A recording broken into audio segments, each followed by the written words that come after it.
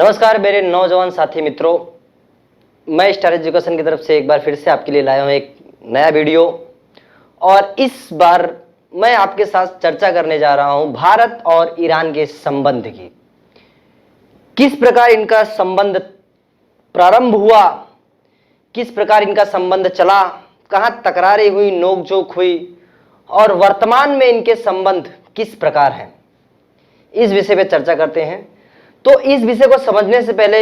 हमें इन संबंध का इतिहास जानना बहुत ज्यादा जरूरी है। वैसे तो भारत और ईरान के बीच जो संबंध डिप्लोमेटिक लिंक्स थे वो 15 मार्च 1950 यानी स्वतंत्र भारत के बाद स्वतंत्र भारत में इनकी लिंक्स स्टैब्लिश्ड हुई, स्थापित हुई। और फिर यह संबंध पूरी तरीके से स्थापित हो गया जब ईरान के शाह, यानी फारसी भाषा में शाह अर्थात राजा होता है, किंग, ईरानी किंग जिनका नाम था मोहम्मद रेजा पालवी, वो जब फरवरी और मार्च 15 फरवरी और 17 मार्च 7 मार्च तक रुके थे।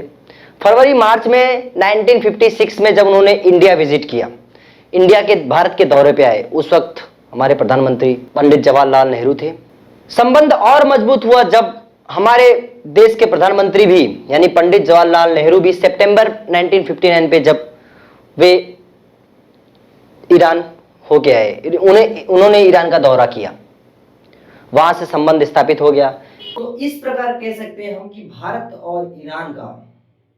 सामाजिक, आर्थिक और व्यापारिक सहयोग जो है, पार्टनरशिप, वो काफी पुरानी है। ईरान भारत को क्रूड ऑयल, फर्टिलाइजर्स जैसी चीजें देता है और बदले में भारत भी एक्सपोर्ट करता है ईरान को दवाइयाँ, मसाले,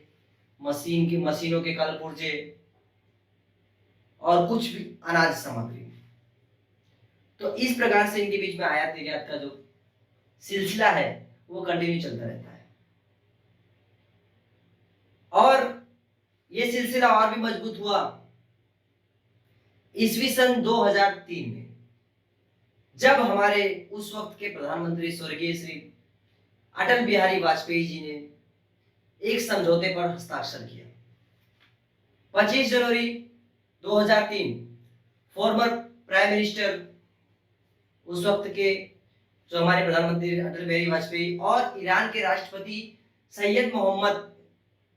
खातामी ने जो डील साइन की, उस डील के अंतर्गत चाबहार बंदरगाह का विकास और चाबहार बंदरगाह को जोड़ती हुई रेलवे लाइन, फारंज बम रेलवे लाइंस, उसके रिगार्डिंग कुछ समझौते किए गए, उनके विकास को लेकर, उनके निर्माण को लेकर। परंतु 2003 में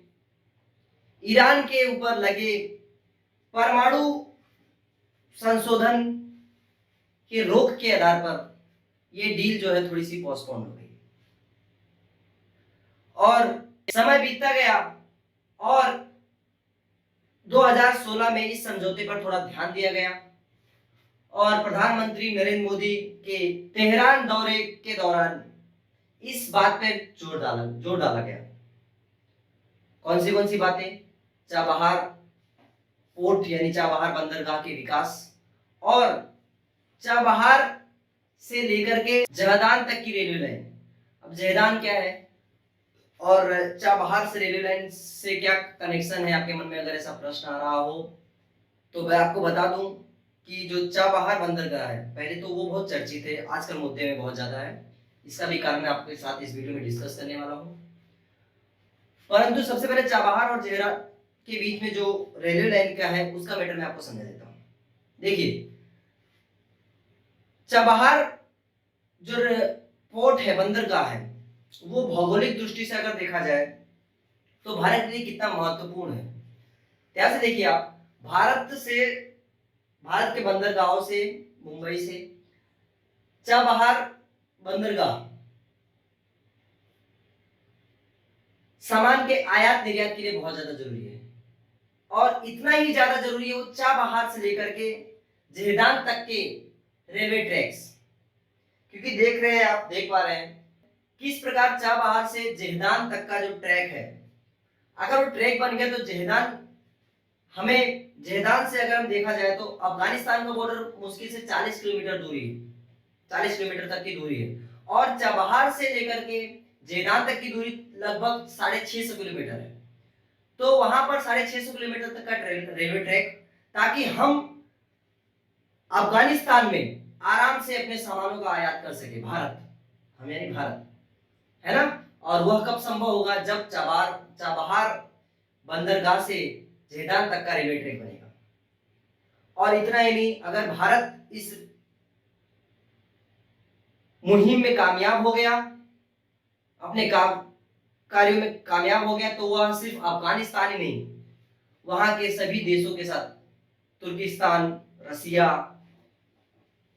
यूरोप तक के देशों तक अपनी कनेक्टिविटी इजी कर लेगा, अपना संचालन काफी आसान कर लेगा, है ना। तो इस प्रकार से अगर देखा जाए भौगोलिक दृष्टिकोण से, तो चाबहार बंदरगाह है वो भारत के दृष्टिकोण से बहुत ही ज्यादा महत्वपूर्ण है। भारत को अगर उस तरफ के सारे जो देश हैं, उस तरफ के देश अर्थात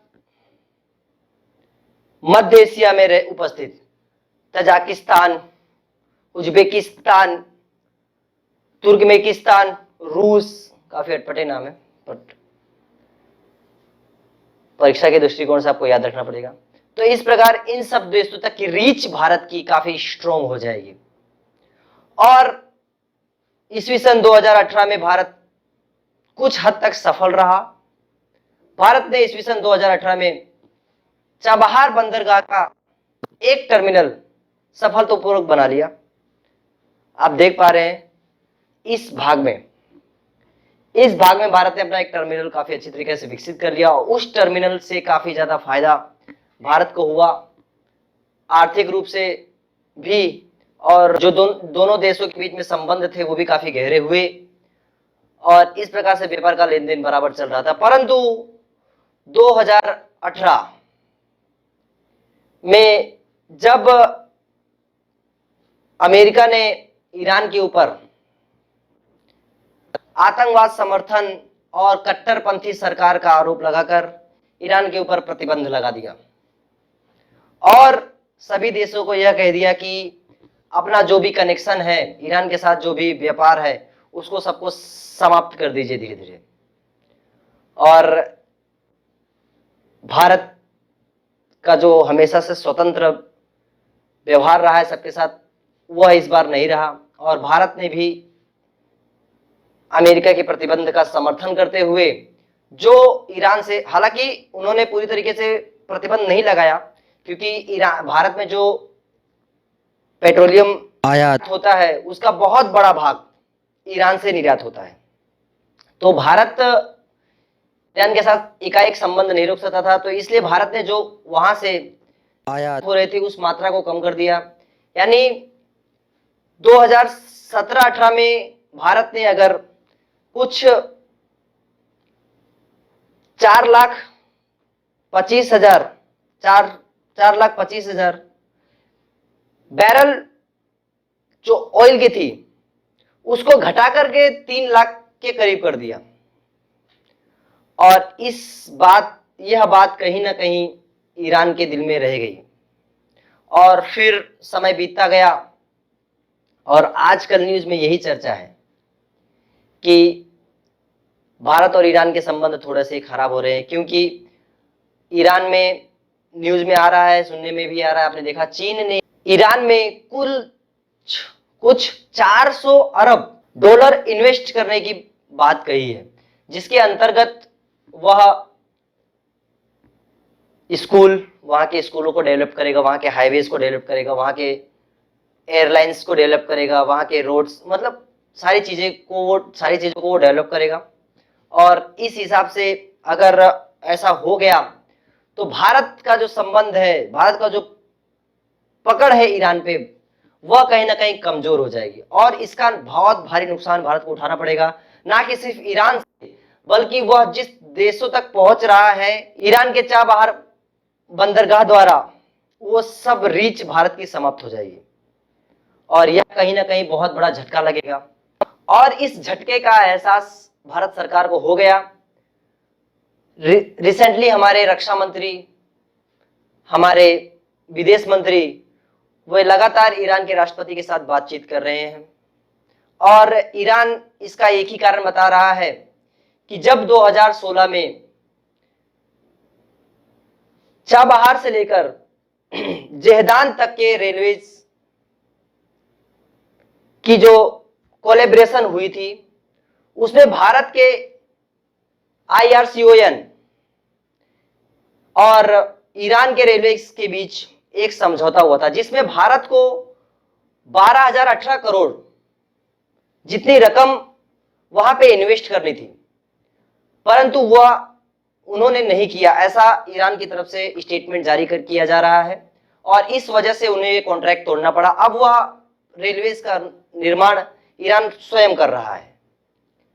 तो ऐसी कुछ बातें जो है तकरार पैदा कर रही हैं दोनों देशों के संबंधों में। और इस प्रकार से अगर देखा जाए तो आप देख सकते हैं कि भारत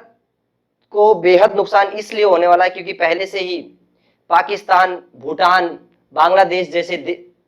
जैसे देश चीन के इन्वेस्टमेंट के तले दबे हुए हैं और इस माहौल में अगर ईरान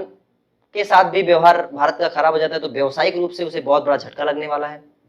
इसलिए हमारी सरकार इस चीज को सुधारने का पूरा प्रयास कर रही है। मुझे उम्मीद है भारत और ईरान के संबंध पे बना हुआ आपको ये वीडियो पसंद आया और जिस प्रकार का भी अपडेट इन संबंधों के बीच होगा उस प्रकार से मैं भी आपको अपडेट करता रहूंगा। Stay tune with our channels for more update about Indian and Iranian relationships. तब तक के लिए नमस्कार, जय हिंद, घर पे रहिए और सुरक्षित रहिए।